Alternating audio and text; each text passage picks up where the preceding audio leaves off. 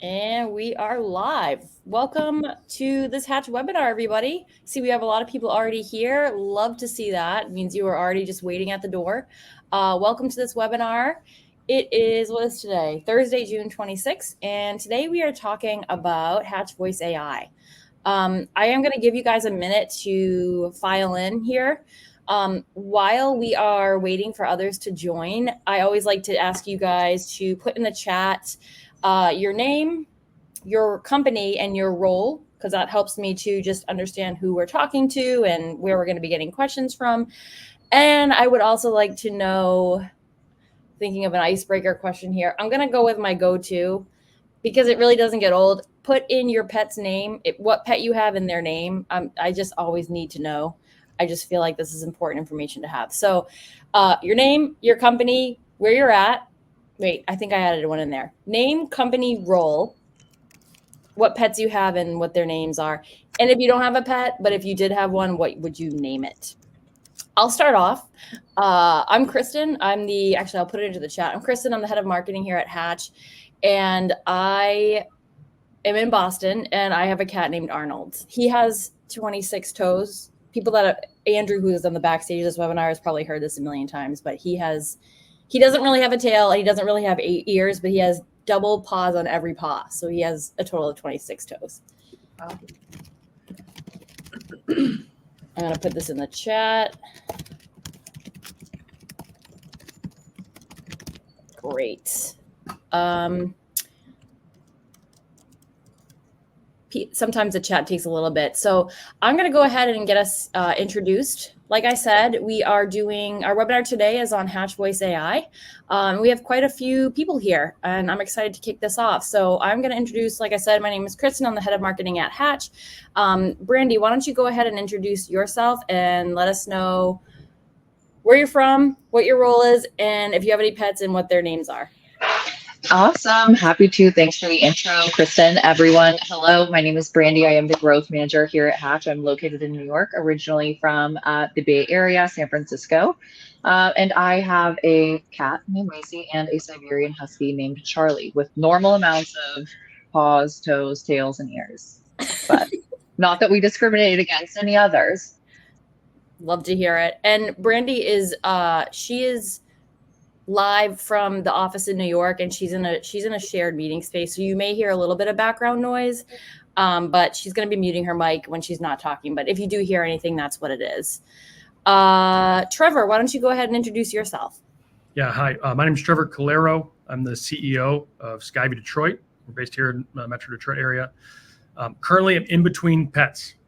We had a dog that unfortunately passed away a few years ago, and we have young kids, so my wife's not yet ready to jump into that again. But one day soon. What was your dog's name?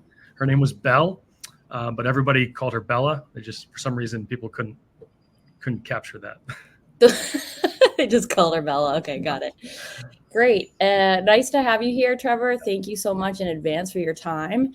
And Samanthya, go ahead and introduce yourself.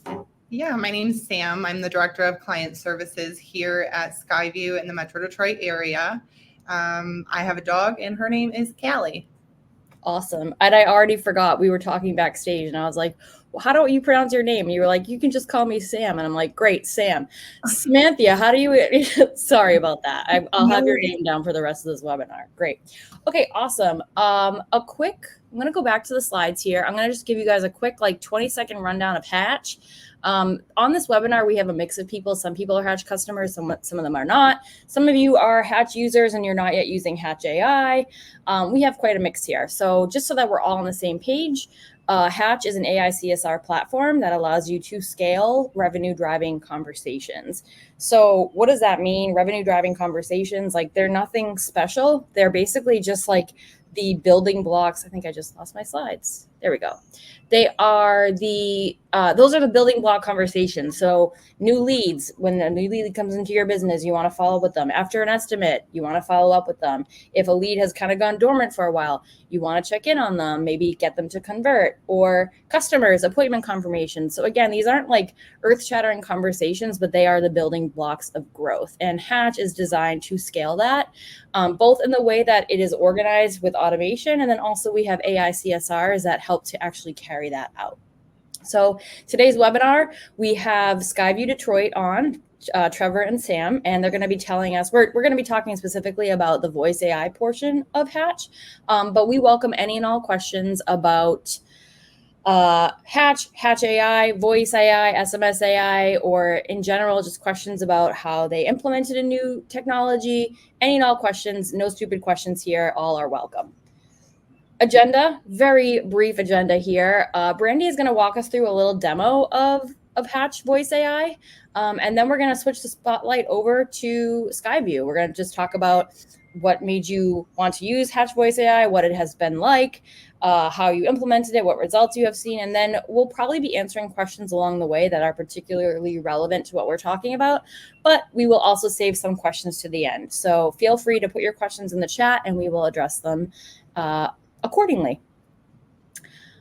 All right. Yep, that's the Q&A slide. So I'm going to back up one. I'm going to actually take it off the slides. And Brandy, why don't you go ahead and start sharing your tab so that you can share the audio and give us a run through of how Hatch Voice AI works. Absolutely, happy to. And again, everyone, I am in a shared meeting space, so apologies in advance for any noise. But what you guys can see here on my screen is we are within what is called the Create and Configure tab of our Voice AI solution. So I'm going to quickly cover. Brandy, sorry, I'm going to back you up 1 second. Just to orient people, I'm going to just do a quick little overview of how Hatch works. So give me like 30 seconds. So for those of you on the call who don't know how Hatch works, traditional Hatch, the way it works is it integrates with your lead sources and your CRM. And what that does is it allows you to create triggers that say, hey, when a customer fills out a form, or when a customer completes an estimate appointment, or any of those key touch points. And then for each touch point, you create an automated outreach sequence that goes out over the course of a few days. It's custom to how you want it to be, but the point is it goes out over multiple channels over multiple days to increase response rates.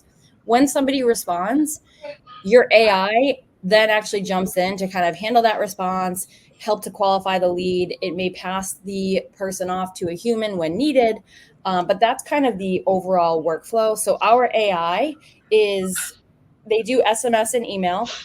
And then we've recently introduced Hatch Voice AI. And the way Hatch Voice AI works is mainly, it's a little bit different from that system.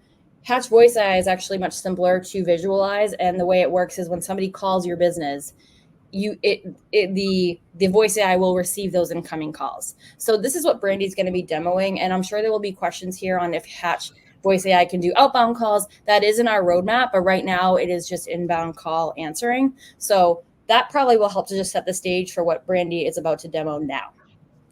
Okay, now we're ready to go. Perfect. So what we can see here within the Create and Configure tab of our solution here is we're within what's called the Persona tab. That's the first place that we're going to start when we're setting up any of our bots. So for the focus of Voice AI, I will go ahead and get started. But we can see I have my chatbot Grace here.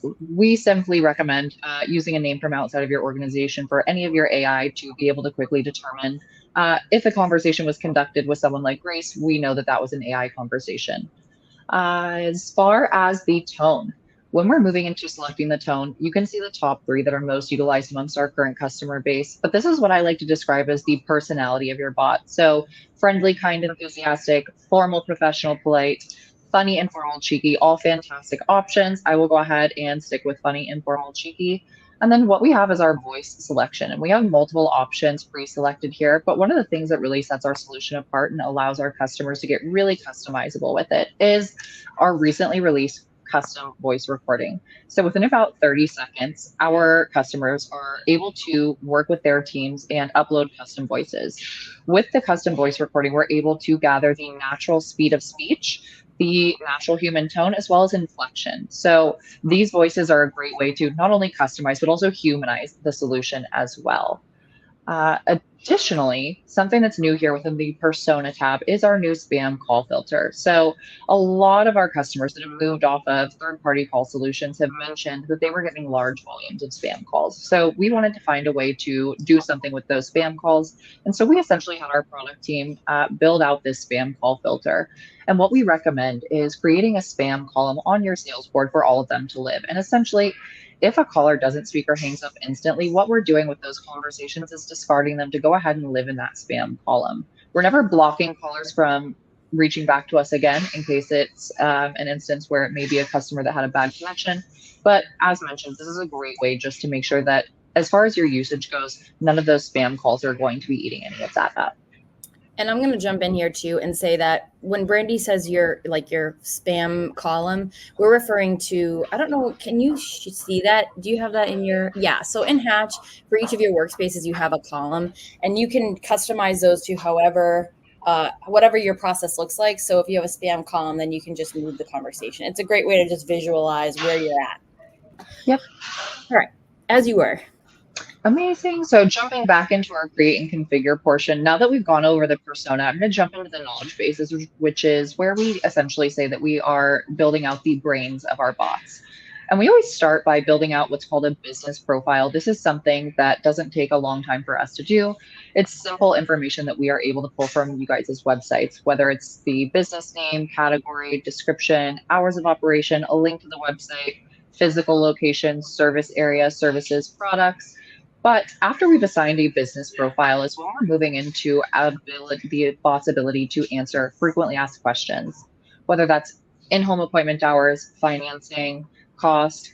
But we have the add item button here, which is where you're essentially able to add additional questions in their responses. Up to 100 FAQs can be added individually here. But if you have any internal documents, which a lot of our customers do, we're able to actually drop those here into the documents tab. So think of a list of service area zip codes, a FAQ document, a monthly specials document. All of those are things that the bot would be able to read and reference when having a conversation with any customer. And then down here, this is where we're able to start customizing customer experiences and pulling existing contact data in for returning customers. So first name, last name, phone number, whatever that may be. In the next portion of the demo where we see the decision tree, we'll see how we utilize that. And so with that being said, I'm going to go ahead and jump over here. And what we can see is my voice AI number.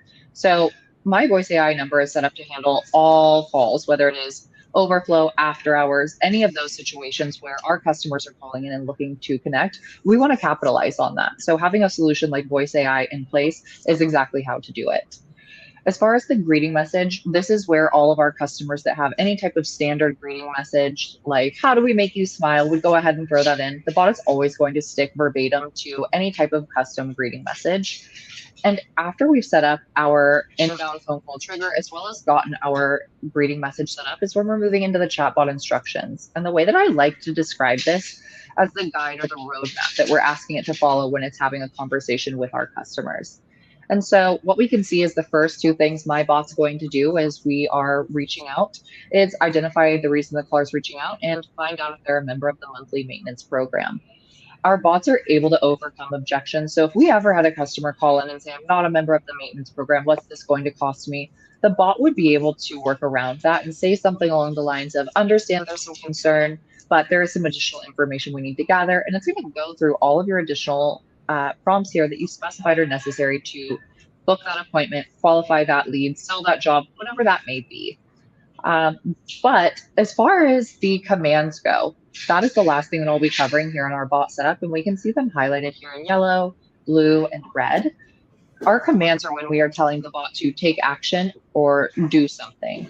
So on step 3 and 4, we can see our first knowledge-based commands. And when I was covering the customer data section in the knowledge base, this is where we would be asking a new customer for their first and last name or phone number, or we would be using the knowledge base to pull customer data if that information is present, which is a great way to customize the experience for any returning customer. On step 10, I have 2 additional commands set up. One of them is a business profile knowledge base command, and that's really just to pull the business name from the business profile. I wanted to get extremely specific as to where the bot was pulling information from as a way to demonstrate that that was something we were able to do. So on step 10, it's just going to thank the customer for choosing that business name. And then after that, it's really just going to find out if there's anything else that customer needs assistance with. And if not, we're going to go ahead and end that and mark it as a success on that sales board. The last command that I have set up here within my account is the transfer command. Another update to our transfer command, but what you will see is if the user requests to speak with a human or transfer, we're going to go ahead and get them to a member of the team. The transfer command is able to be transferred via text and email, notifying a member of the team that way. The sales board, where there may be someone managing, or we're able to live transfer that call with context to whoever is going to be answering it so that the customer doesn't have a negative customer experience for whoever's taking that call, not understanding why they're reaching out.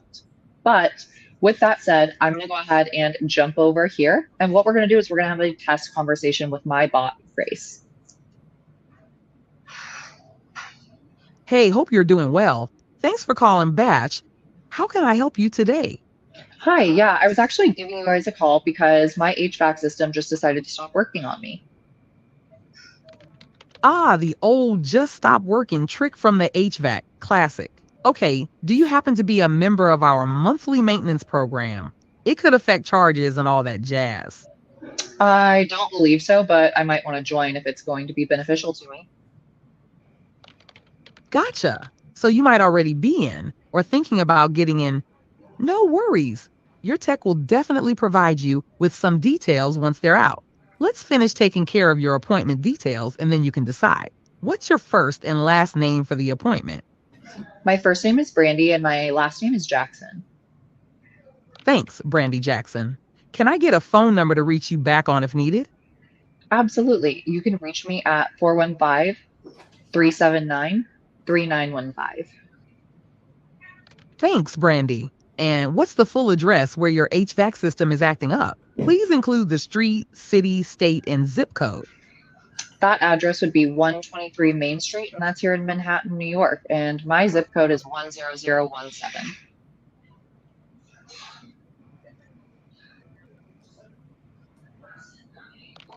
Alrighty, Brandy, 123 Main Street, Manhattan, New York, zip 10001. Got it. Now, do you know how old your HVAC system is? If not, maybe the age of your home will do.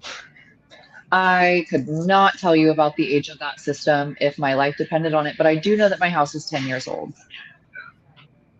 No worries, Brandy. 10 years old home, that gives us a good ballpark. Since it's an HVAC issue, just so you know, there's a $29 diagnostic service charge unless you join that monthly maintenance program we talked about. Sound good? Next up, I'll schedule your appointment using our fluid scheduling system. That means your tech will give you a call about 30 to 45 minutes before they arrive.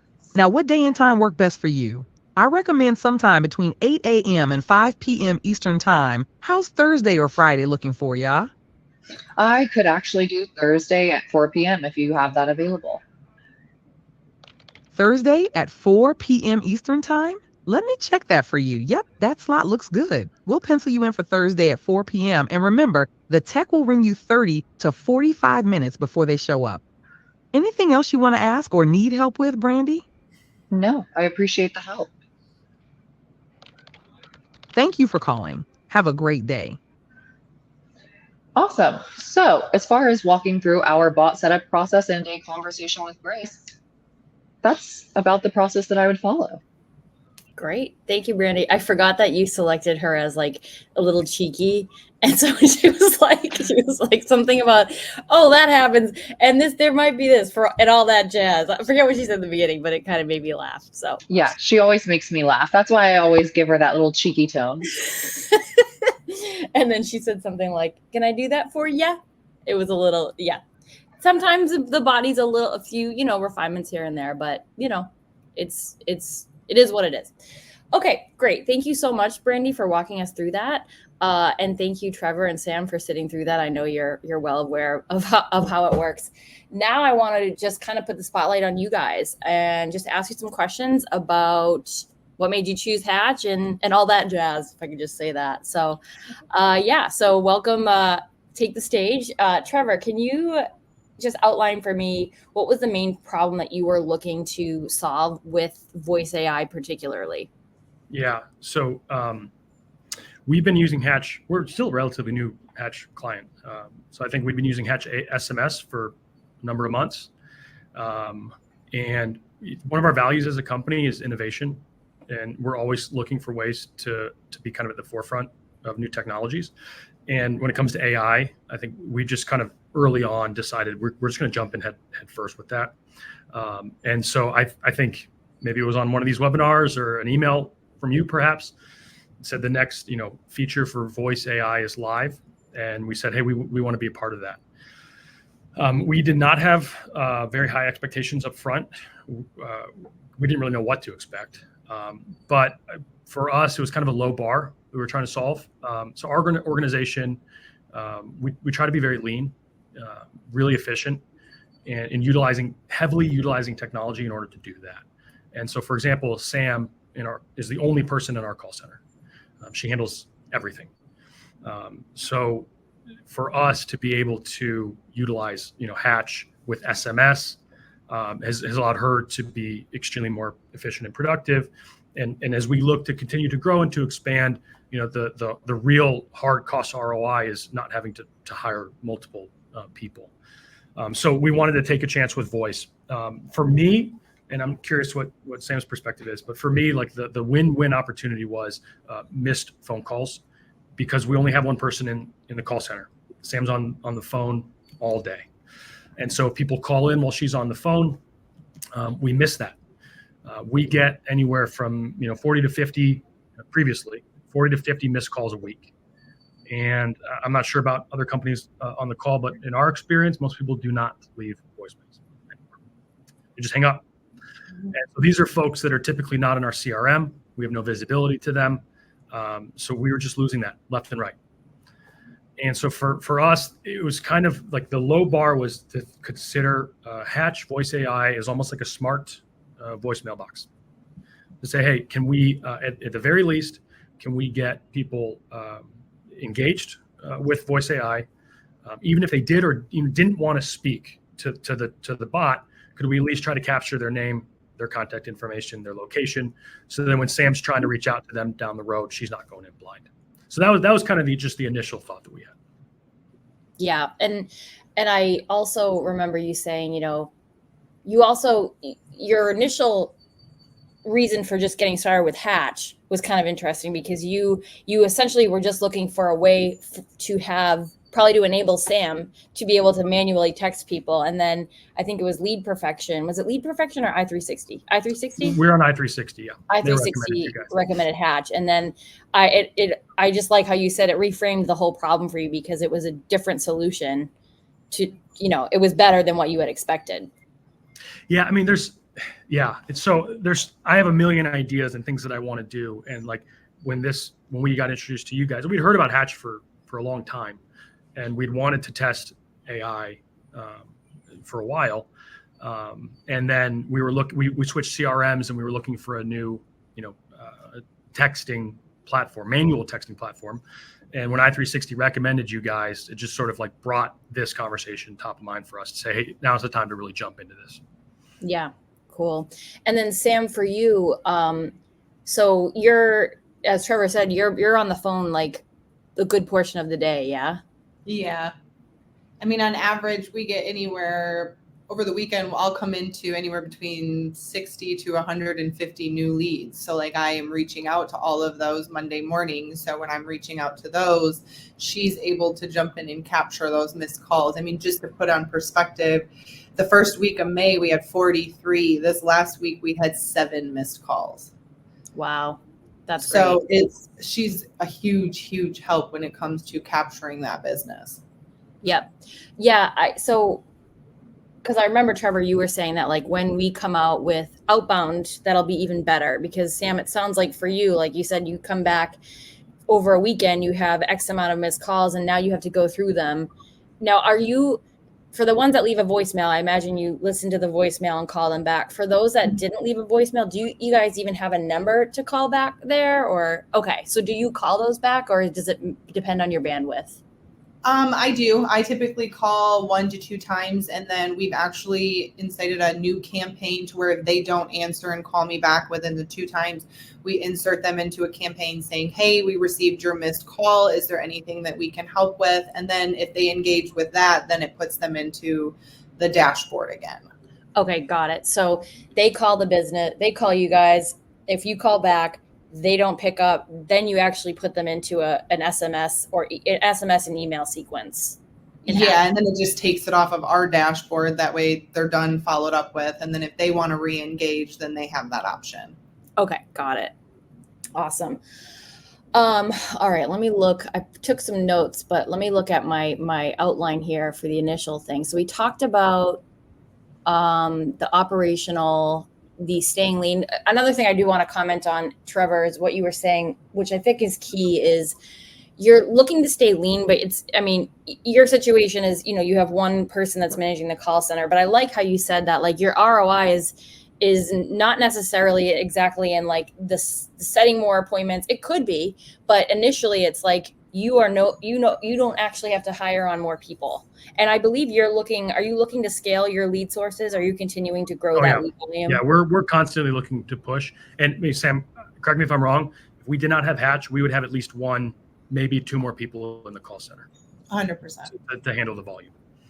Yeah. Okay. So off the bat, we're saving money. It's a huge ROI. And can I speak just a little bit to kind of our initial experience with? Yeah, please do. So we're a luxury outdoor living contractor. So we specialize in like structured louvered pergolas, TimberTech decking, 4-season sunroom systems, specialty glass roof systems. So everything we do is very much luxury, very at the high end. And we have a very sophisticated script that Sam will go through. And with SMS and then with the transition to voice, I was initially skeptical, how is the AI going to handle that? And I'll say I've been overwhelmingly, pleased and pleasantly surprised. We go through a pretty detailed, depending on the product that they're interested in, we go through pretty detailed pricing education, but also building the value of the company and the product and the manufacturers. And we essentially, when we started, we were advised to just copy the phone scripts that we had Sam go through and just copy and paste them into your interface and see how it performs. And it handles it like a champ. I mean, so we also layer in very sophisticated objection handling. If people have reservations to some initial pricing, the bot through SMS and through voice will kind of circle back and talk through how much we're looking to spend. We'll hear some options that we have to achieve that goal. And it constantly is pushing for the appointment. I mean, it really is like another member of the team. So it's been incredible. Yeah, I remember you saying that because, like you said, you want to set up you have a pretty high ticket. So you want to be able to set up your sales team to be able to have, qualified leads going out. So, and like you said, you're building value. So there's just details that need to be included in that conversation. And what is really cool is like, if you're training a human to do it, that's one thing. And you're kind of just like, I hope, is it me? Is the screen jumping for you guys as well? Is it just me? It's bugging. Okay. It's like, it's driving me crazy. I'm like, what is happening here? Who said it's bugging out? Was that you, Trevor? That was me. I'm a little cheeky. I'm feeling a little cheeky today. I lost my train of thinking, but yes, what I like about the AI bot is like, you basically, like when Brandy went through that, your bot's brain, you're like, here's the script that you need to follow. And like for any human, like you're gonna have to remember that and practice that a few times. But with the AI, it's kind of like, okay, got it. Like I literally got it, and you're not gonna have to tell me again. Yes, there are refinements that you're gonna have to make, but it must feel like kind of relieving to know that like when the bot's got it, the bot's got it. Yeah, and Sam, maybe you can jump in on this as well. But like it definitely took massaging to get. I was gonna bring that up next. Yeah. Before we could really kind of open things up. With voice, interesting revelation is like pronunciations and like things that are written or sent through text. You don't have to think about that. But yeah, I mean, Sam, do you want to talk about some of the just kind of work we did to massage the system? Yeah, I think it's just that, like he was saying, just little things here and there with the pronunciation. Like when we price conditioned, there there was a dash in the middle, and she would just say, you're interested into 40 to 60,000. So we had to go in and just tweak a few things and make it sound more not scripted. And I think over the last course of 2 to 3 weeks, it's definitely sounds more human-like, and it's not scripted. We get more engagement, I feel like, within the last 1 to 2 weeks with clients that are actually talking back to her and not just wanting to talk to a representative. Yeah. Two questions on that. One is what was your process like? So when you said it live and you were making those refinements, was it like were you just like monitoring the conversations and listening to them after the fact and being like, okay, I got to go in and make that change to the script? Like, what was that process like for you? Yeah, I would just monitor them while they're happening and then make note of them and then get with Trevor on anything that I typically would see. Okay. And did you find it easy to like, I mean, with the AI, the instructions are very like human, like explain it as you would explain it yourself. So for the most part, are you able to just make those refinements and tell the bot your own instructions, or do you have to go to your account manager and be like, hey, what's the best way to tell the bot this? I think we can pretty much do a lot of it. Trevor's taking care of a lot of like the scripting in the background. And I think anything that we would have had to go to any of our account managers, they hop on it. So we were just talking about this morning. They will jump on something right away and get it handled within the same day. Okay, got it.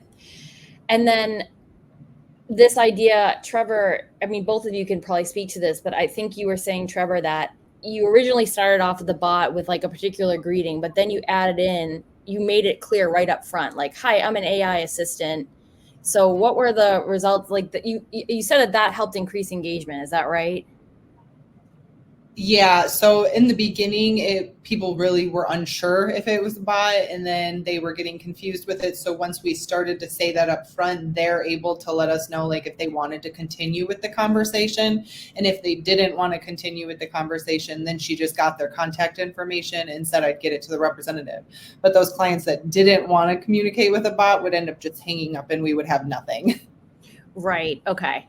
But for the most part, because it was made clear, at least it was like, now I know I can make a decision. Whereas before, people were just probably like a little bit confused.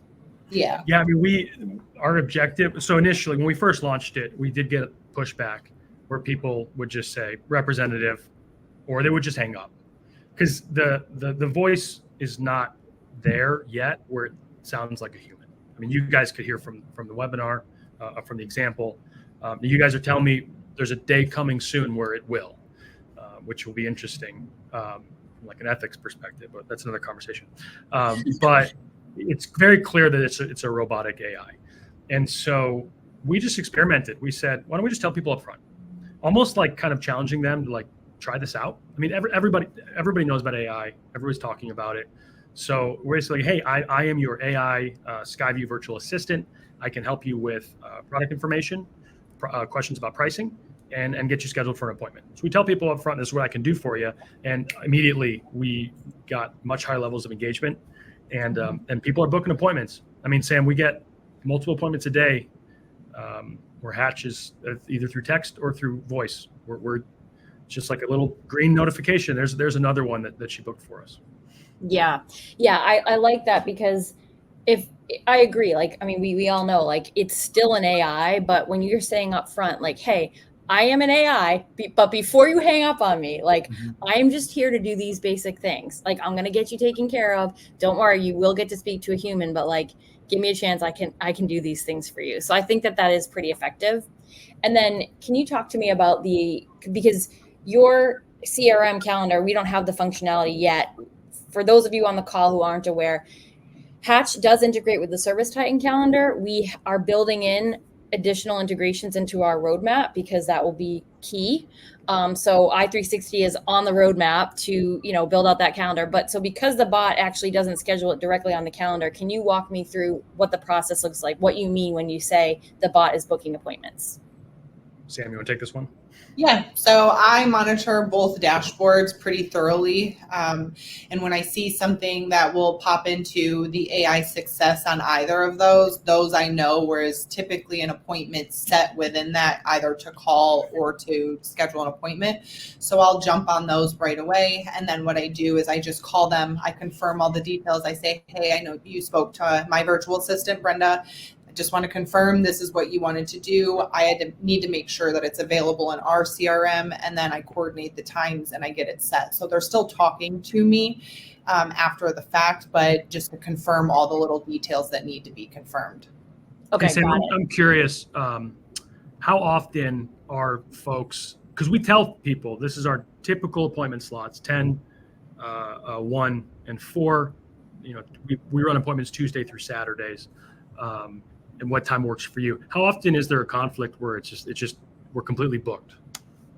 Hardly ever. I mean, maybe once or twice this week so far, but 9 times out of 10, it's that time's open. With us having the 3 designers that we have, a 10 o'clock or a 1 or 4 is typically open, but I haven't run into any issues with that yet. Great. Okay, so for the customer, for all intents and purposes, they're kind of just like, I'm booked. So like, the AI, you have the AI basically say like, at the end, do you say, we'll call you to confirm the appointment? Yep, they say, thanks for talking over your project with me. We'll have one of our team members reach out to you to confirm the details here shortly. And then they're like, okay. Cool. What was I going to ask? I had a question in my head. We're talking about scheduling, booking appointments. Well, another question is, how has this, and not just with Hatch Voice AI, or you can answer this in terms of all of Hatch too. Like, how has it changed your day-to-day, Sam? Like, has the nature of your work changed? And also, like, do you feel like a burden has been lifted? Is your work just different? Like, can you just speak to how your role has evolved? I think she's my right hand. So I think she has been able to allow me to do my job efficiently in a nice flow. So like I come in the morning, I check to see if there's any successes that need to be touched base with on either dashboard. And then I'll jump into starting my new leads and making contact with those while going through it.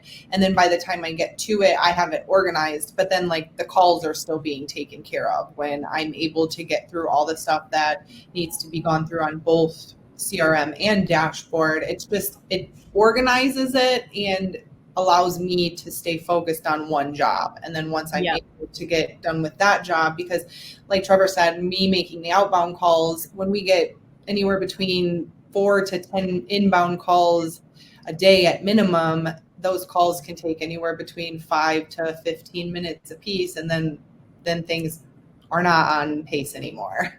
Yeah. Okay. So yeah, it sounds like it's particularly helpful because a big aspect of your job is just catch up after the weekend, catch up after the morning. So Brenda allows you to do that. So you're basically like, Brenda, take my calls while I'm catching up on this stuff. That's great. And then I'm still able to monitor the calls as they're happening. Like when she's in a conversation, I can watch what's happening if I'm on the phone or whatever the case may be. And I'm still able to, let's say the call finishes, I can jump in right after that call finishes. I can send the client a text, hey, do you have a time to chat? Or call them right away just to make sure there is no communication lost and we're maximizing that opportunity. Got it. Can I speak to this a little bit? Yeah. So I think it's a really interesting conversation that's happening in many industries, right? It's like, how is AI like changing the workforce and like the skill set?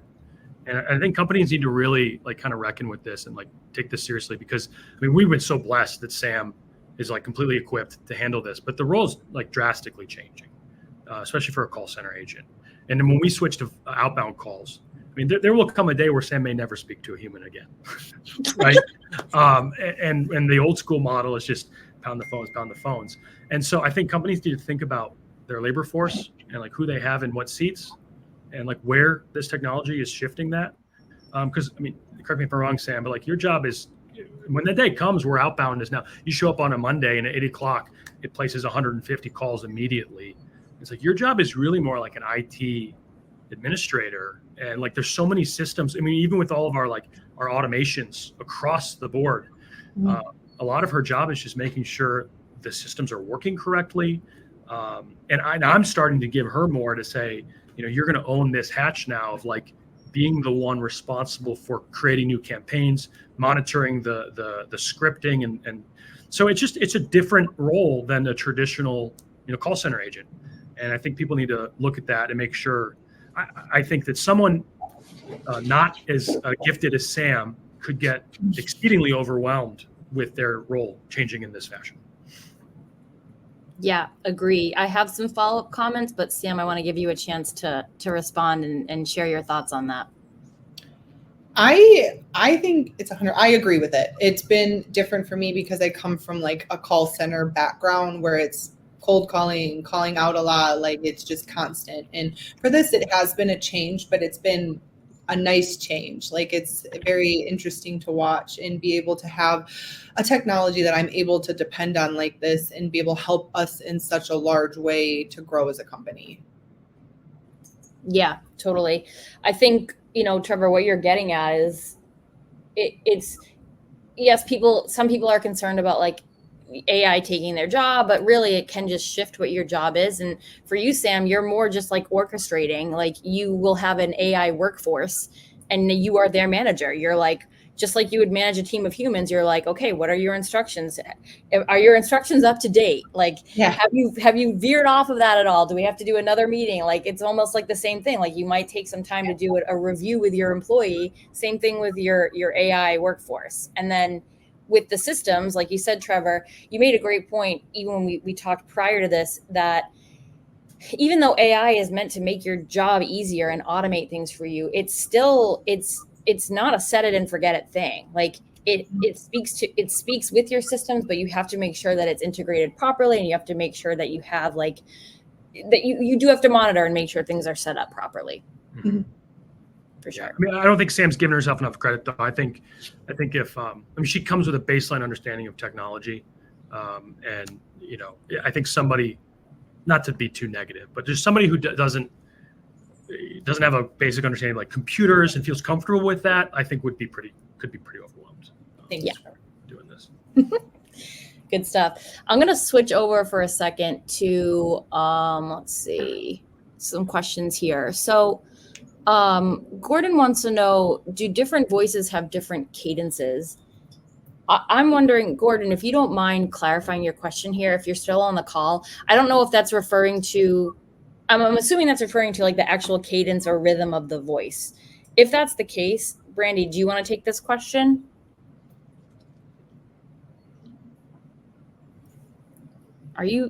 Is she muted for you guys too? Okay, Sam, I saw your face. You're like, what? You can see your lips moving, Brandy. We can't hear you, and you're unmuted, so it's kind of weird. Did your headphones maybe connect or something?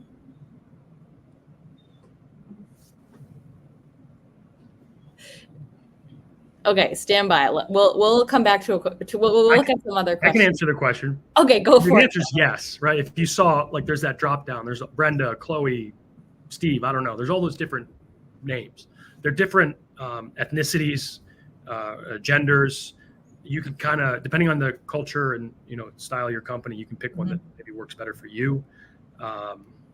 So yeah, there's different cadences and different tonalities. Okay, cool. Yeah, I was getting confused because we use a tool called SalesLoft, and the sequences that you send out are called cadences, I think. So I was like, maybe he's referring to okay, great. Yeah, and we do a much more formal, kind of more clean. You don't do the cheeky. We don't do the cheeky, and it works great. Yeah, and you guys, I know you guys, it's something you're continually working on, is improving that. Like even when we started, Brenda, who's the bot that we use, is newer, and it's been a huge improvement. Yep. I think the first one we used was Annie or something, and she sounded way more robotic than Brenda. Yep. Cool. Question. Now I'm remembering what I was going to ask you like 20 minutes ago. Are you guys using the live transfer feature now? You're not using it? We're not. We explored it. And the reason, and although you said something earlier that I might want to revisit it, our concern was we only have Sam. So just thinking through that live use case, somebody calls, because right now, in order to get to Brenda, our voice bot, it still rings Sam first.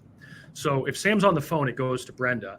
If that person then says, hey, I want to speak to a human, it tries to transfer it back to Sam. She's still on the call. That's a bad Right. user experience. So we decided for the stage that we're at now, we weren't going to do that. Okay, that makes sense. And then did you say there was something that made you Well, want to leave you this? mentioned that we might not necessarily have to do a live transfer. That you could almost like a text message option that maybe just to let Sam know they want to call back or something like that. Brandy, her mic is still can't. Andrew, who's backstage on the webinar, if you can hear me, can you maybe work with Brandy on behind the scenes and see if we can get her volume working again? Okay. Hopefully we'll be able to hear Brandy. But for us, the thought was once we initiate outbound, and then Sam, her time on the phone is cut down much more drastically. She'll have kind of the margin to take those. Yep, for sure. All right, let me look at some more questions here. Okay, so somebody wants to know, their name on here is marketing, which I'm sure that's not your real name, although if it is, bless your heart. Can you demo the AI when customer goes off script? So we won't do like a live demo of it. I'll give a quick answer, and then Trevor and Sam, you guys can also speak to this too. But your bot is, when Brandy went through the setup, this is also the same setup for SMS and email, but you give the bot a brain. So it's not just like you're giving the bot instructions on like, here's what I need to ask you. And then if they ask the bot a question, it has no idea what to say. The bot has a brain. So it actually can handle the conversation very fluidly. And it actually tends to, as Trevor mentioned, like this bot has a pretty sophisticated script. And by script, we don't just mean like, here's what to say. It's like, here's your instructions and here's how to guide the conversation. Mm-hmm. So the bot handles that really well. Trevor and Sam, I'll let you guys jump in if you want to. Yeah, you have to. So I think what maybe they meant by that was like you gave them softball answers, right? So it just was like really easy. For us, we get a lot of pushback on pricing. And so we had to sort of anticipate that, and you'll learn. There'll be things that it just doesn't handle correctly in the beginning that then you kind of create logic and scripting to address. But just kind of, if you're considering doing this, I would just sit through with your team and think through like what do our normal live phone conversations look like, and just try to create guidance to handle those. Yep, and then. If the bot does trip up on something, like Sam said, she monitors and she looks at the conversation. You can listen to it. You can also read the transcript, and then you're like, oh, you can add that into the script later. If the person says this, then do that. Okay. What is the process for setting up these bots? Do you just meet with your hatch manager a few times? Also, not sure if you can answer this, but pricing ballpark. Let's just answer the first part while we wait for Brandy to come back and talk about pricing. But Trevor and Sam, what was your process for setting up the bot? I mean, your team's great. I mean, I tend to be more hands-on, but they just did it. I mean, the initial setup, the team handles pretty much completely. Yep. Yeah. And well, I'll say this too, Natalie, like it does take, you have to set up your Hatch account too. Like you have to set up your integrations and you set up your workspaces and this and that. So it's not just like an overnight thing. And the bot too, like Trevor and Sam have said, like we help you to set it up and we get the shell in place and then you set it live. And then that way you figure out what needs to be fixed or changed with the bot. So but also to add, we still have, and I don't know if this will ever end, but we still have a bi-weekly support call with your team. So I'm surprised how long you guys have continued to do that.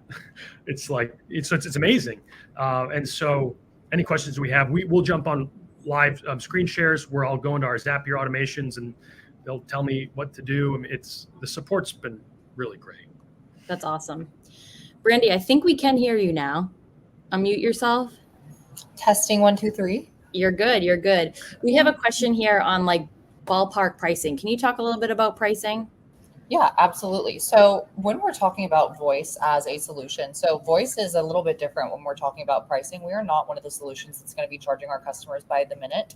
We're actually a conversation-based solution. So voice AI starts as an addition at $499 a month. And that covers you for 250 conversations. As far as overages, we do have different hatch plans. And so depending on what hatch plan our customers are on is what those overages would look like. So if you were on, for instance, our hatch standard plan, then any conversation over those 250 would be $2 a conversation. If we were talking about our Hatch Pro plan, which is the next size up, then we would be talking about $1.50 per conversation. And if we're talking about our enterprise, then we would be talking about $1.25 per conversation. And that's all when we're talking about conversations over that 250 conversation limit. Got it. That was a lot. Clearly, Brandy has done this. Can I give the simple answer from like a business owner's perspective? Yeah, please do. To me, it's a no-brainer. Eric in the chat essentially is asking, like, can this replace a human? And the answer is yes, like 100%. So it is cheaper than a full-time call center agent. I mean, it's like you're immediately saving money. So it's really a no-brainer. That is the simplest, powerfulest, that's not even a word, answer. I was even waiting for you to like finish your sentence more, but no, that's it. Short and sweet. Love that. Natalie also wants to know, also we use Ring Central as our main phone system and then have Hatch just for SMS campaigns. Do you guys only call in and out through Hatch boards? So I think I understand the question, and feel free to clarify if I answer incorrectly. But as far as forwarding into the voice AI solution, you are not just forwarding, your Hatch campaign numbers that are, happening as far as your texting campaigns. We're able to forward all of the calls from your Ring Central phone system into Hatch. So it is not exclusive for Hatch campaign numbers. You're able to forward all external phone numbers and phone systems into our voice AI. Great.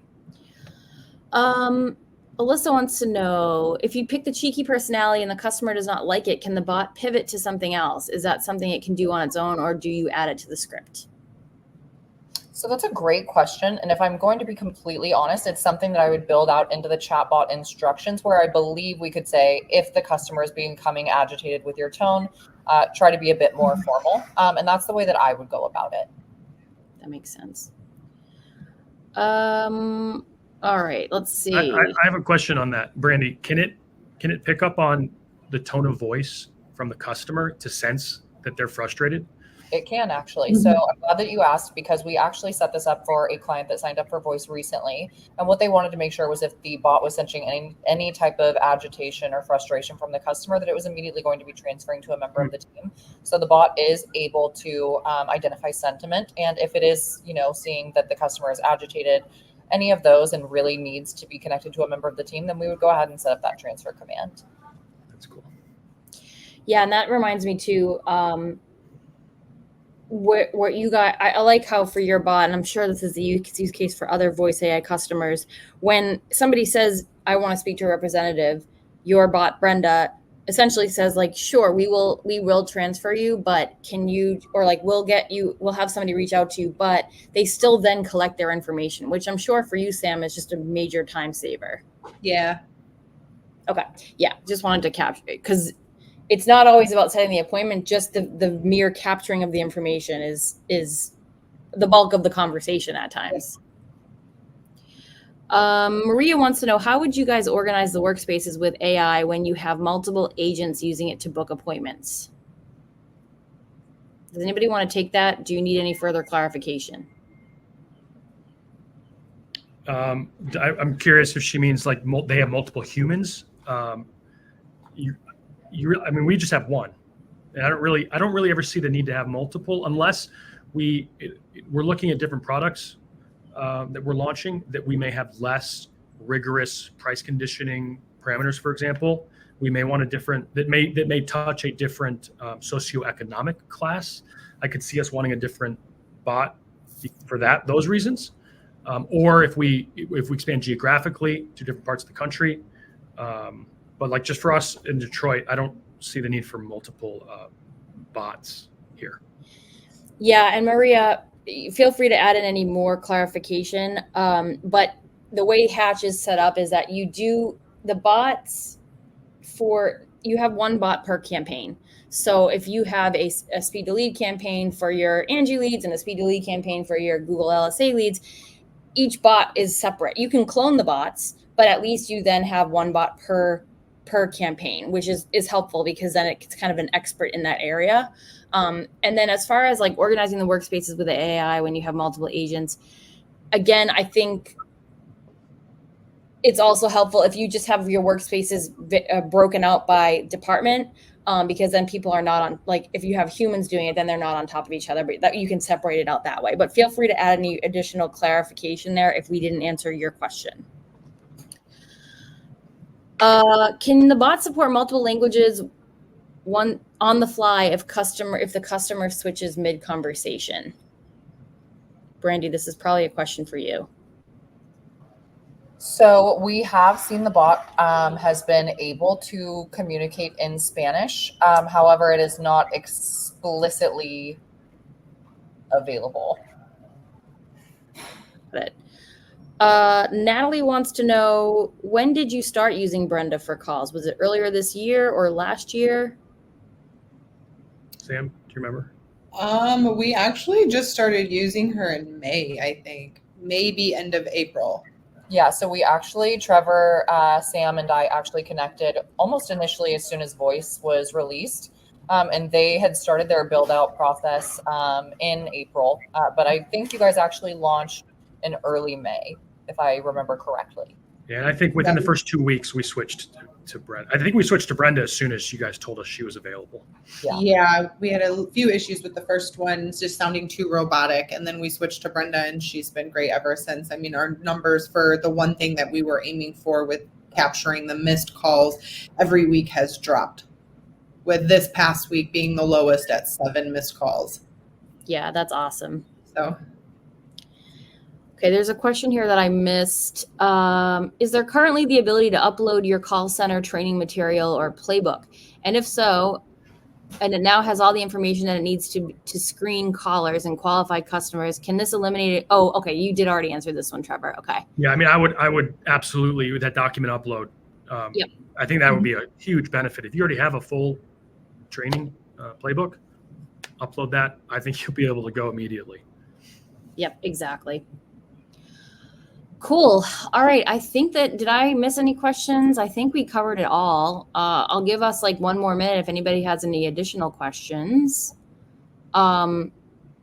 Trevor, Sam, Brandy, thank you guys so much for your time. Really appreciate it. Oh, yes, poll. I always forget to do this.